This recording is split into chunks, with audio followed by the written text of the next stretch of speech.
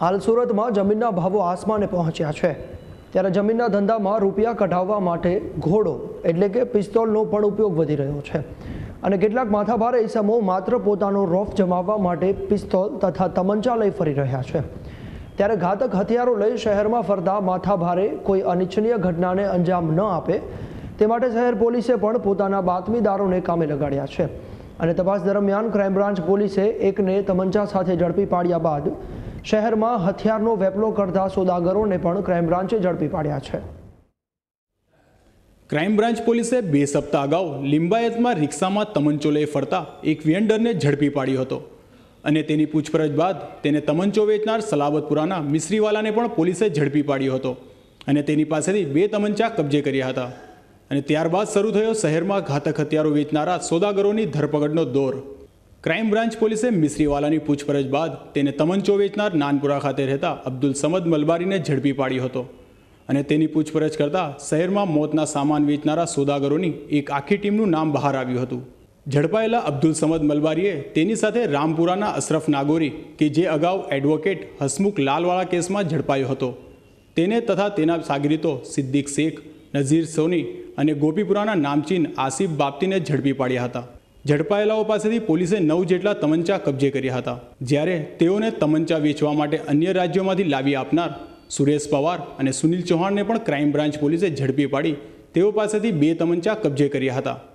સુરત શહેર police commissioner Shri Asthana સાહેબે DCB પોલીસને ખાસ સૂચના આપેલી કે ભૂતકાળમાં આર્મ્સ એક્ટમાં જે આરોપીઓ પકડાયા છે તે ઉપરાંત એક્સટોર્શનમાં, મર્ડરમાં વગેરે ગંભીર પ્રકારના જે ગુનામાં જે આરોપીઓ પકડાયા છે એ લોકોને વોચમાં રાખવા માટે અને એ લોકોની પ્રવૃત્તિ અત્યારે શું છે એની હિલચાલ જાણવા માટે સૂચના આપેલી હતી। એ અનુસંધાને ડીસીબીના માણસો, એમાં ખાસ કરીને અમારા કોન્સ્ટેબલ છે ઇરફાનભાઈ, એમણે જૂના જે આરોપીઓ છે આર્મ્સ એક્ટના, એનું નામ છે અશરફ નાગોરી, જે એક કટ્ટરવાદી તરીકેની એની છાપ છે અને ભૂતકાળમાં 2002માં એ કોમી તોફાનોમાં પણ એમનો રોલ હતો।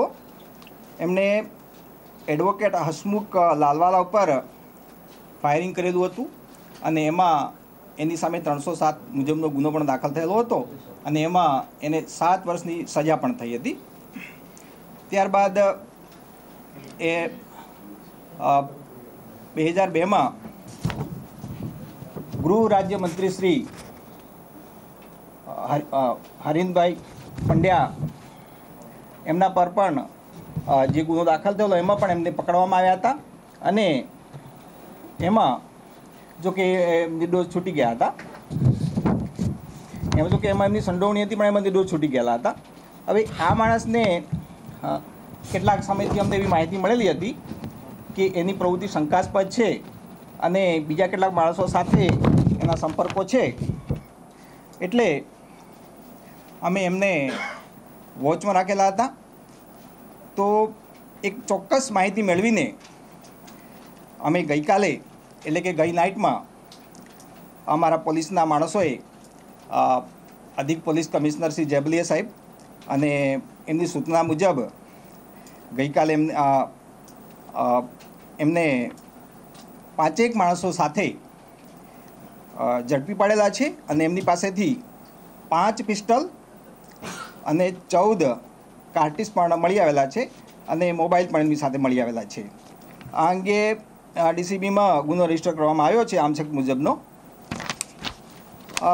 આ ઇન્ટ્રોગેશન દરમિયાન, આ ગુનો રજીસ્ટર થયા પછી ઇન્ટ્રોગેશન દરમિયાન એક એવી પણ માહિતી મળી કે હવે બીજા હથિયારો પણ આ લોકો બહારથી મંગાવવાના છે। તો એ અંગે પણ અમે લોકો વોચ રાખી આરોપીઓને સાથે રાખીને બીજા 2 માણસોને 6 પિસ્ટલ અને 48 કાર્ટિસ સાથે પકડી પાડ્યા છે। એટલે કુલ 11 પિસ્ટલ અને 62 કાર્ટિસ અમે પકડ્યા છે। ક્રાઇમ બ્રાન્ચ પોલીસે ઝડપેલા સોદાગરો શહેરમાં માત્ર પોતાની શાખ માટે વેપાર કરી પોતાની પાસે પણ તમંચા રાખતા હતા, જ્યારે ક્રાઇમ બ્રાન્ચ પોલીસે પકડેલા હથિયારાઓના સોદાગરો અગાઉ પણ સંગીન ગુનાઓમાં ઝડપાઈ ચૂક્યા હોય તેમ જાણવા મળ્યું છે. જો કે આ સોદાગરોના ગિરોહ ઝડપાયા બાદ તેઓએ શહેરમાં કોને કોને તમંચા વેચ્યા છે અને ક્યાંથી તેઓ તમંચા લાવતા હતા તે દિશામાં પણ ક્રાઇમ બ્રાન્ચ પોલીસે તપાસ હાથ ધરી છે. Bureau report S9 news, Surat.